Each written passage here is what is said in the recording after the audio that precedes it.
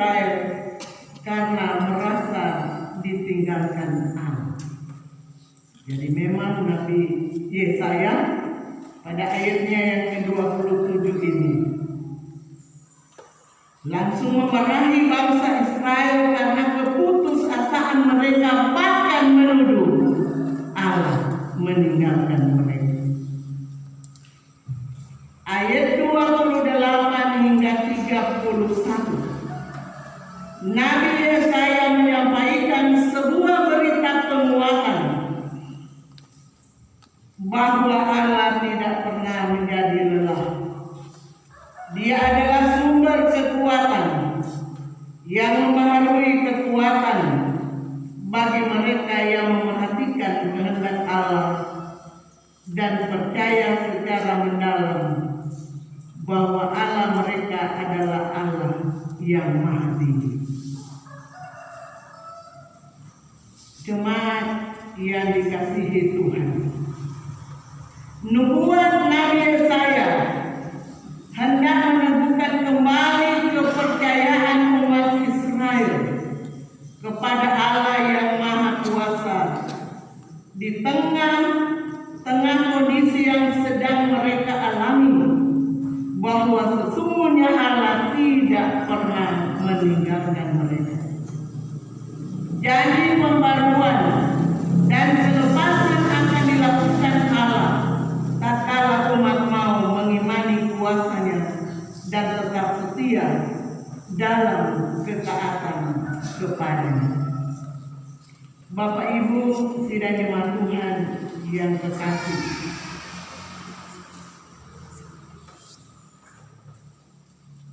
dalam pergumulan hidup ini seringkali kita seperti bangsa Israel merasa Tuhan telah meninggalkan kita. Tetapi sesungguhnya Tuhan tidak pernah meninggalkan. Hanya kita yang kurang menyadari kehadiran Allah.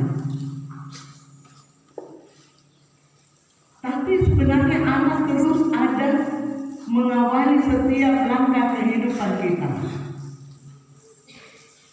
Hanya sekali lagi kita yang tidak menyadari kehadiran Allah.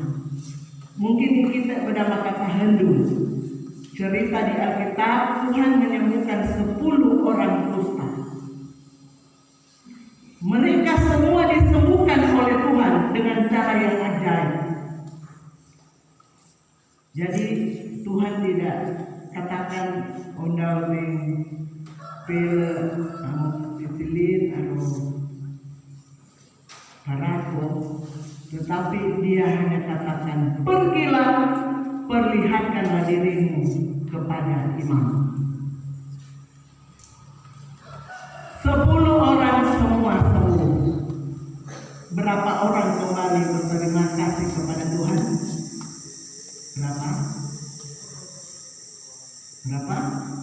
1 orang. Ini dek kira-kira segitu. Berkat yang Tuhan berikan secara utuh untuk semua orang percaya. Tetapi orang kadang menyadari.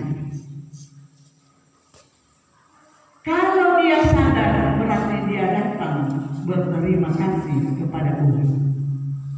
Mau jumpa di mana dengan Tuhan? Di persekutuan ibadah,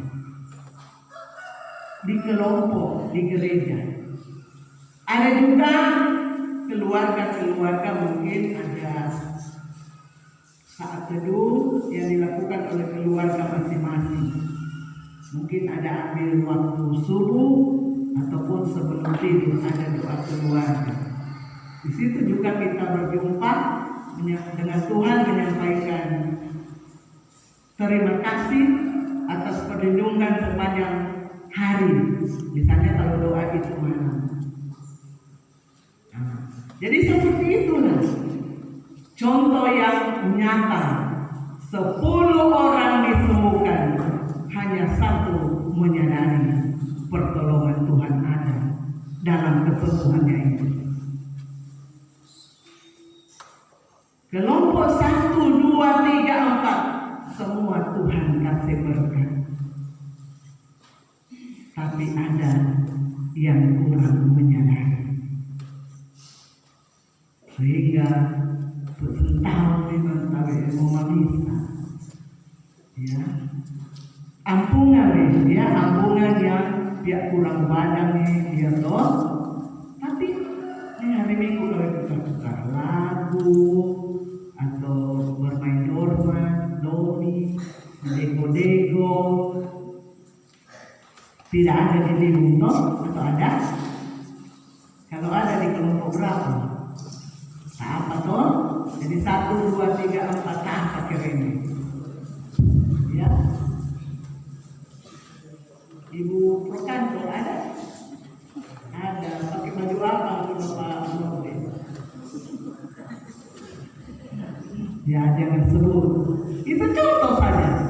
Jadi sebenarnya orang bangun pagi sampai orang mau tidur malam, Tuhan itu tetap ada menyertai kita.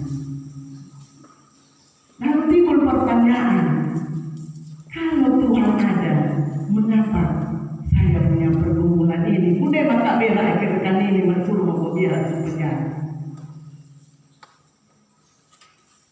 Ingat Bapak Ibu Saudara sekalian, Tuhan mengizinkan pergumulan kita alami supaya mendewasakan iman kita. Pergumulan yang kita alami lebih mendekatkan diri kita kepada Tuhan. Tapi saya sampai makanya bagi mendekatkan diri oleh kewenangan, ya, karena pergumulan hidup, ya. Jadi pergumulan dia tanggung sendiri, tidak dibawa kepada Tuhan lewat doa pribadi ataupun doa dalam persekutuan, dalam ibadah, baik di kelompok ataupun di gereja seperti ini. Bapak Ibu jemaat yang dikasihi Tuhan, janji pengharapan, karena judul khotbah kita adalah Allah sumber pengharapan.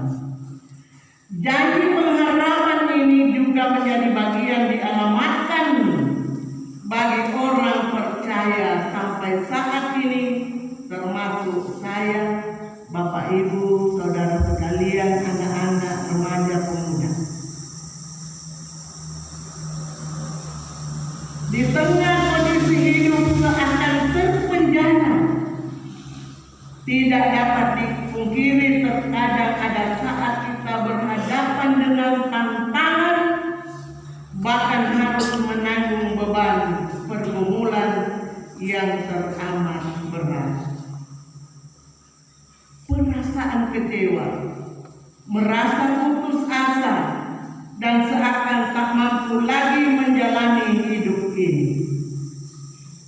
Yakin Bapak Ibu, tidak cuma Tuhan, kuasa Allah yang mampu menguatkan, memulihkan, dan menyelamatkan. Jangan pernah berputus asa dan jangan kehilangan pengharapan. Arahkan hidupmu dalam iman dan kepercayaan yang sungguh kepada Allah. Yakin hidup kita tetap dalam perlindungan Tuhan dan kita menempatkan Tuhan di atas segala-galanya. Bapak Ibu yang terkasih, seandainya sampai saat ini, sebelum saya akhiri khotbah ini, Bapak Ibu ataupun dia remaja pemuda masih mengalami pergumulan hidup, katakan pada diri masing-masing, Allah sumber pengharapan. Kasih tahu pada diri sendiri, Allah sumber pengharapan.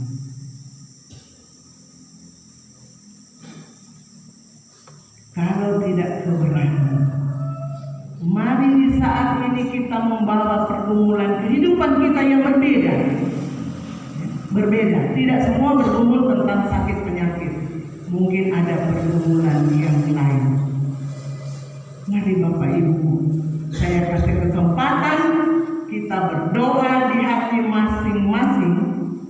membawa pergumulan hidup ini. Saya beri kesempatan untuk menyampaikan apa yang menjadi pergumulan Bapak Ibu sampai sekarang, sambil kita menyanyi pedang sama-sama. Kita nyanyikan setengah suara sambil kita membawa pergumulan hidup ini kepada Tuhan.